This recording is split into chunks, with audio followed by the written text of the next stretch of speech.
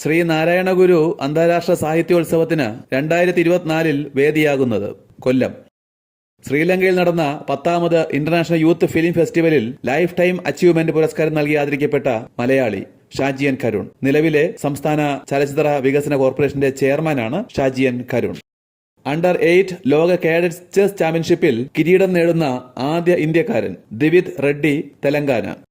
Kerala digital സർവകലാശാലയുടെ താൽക്കാലിക VC doctor Ciza Thomas. APJ Abdul Kalam സാങ്കേതിക സർവകലാശാലയുടെ താൽക്കാലിക വിസി ഡോക്ടർ കെ ശിവപ്രസാദ്. 2020 ക്രിക്കറ്റിൽ ഒരു ഇന്ത്യൻ താരം നേടുന്ന വേഗമേറിയ സെഞ്ചുറിക്ക് അർഹനായത് ഊർവിൽ പട്ടേൽ. 28 പന്തിൽ നിന്ന് 100 റൺസ്.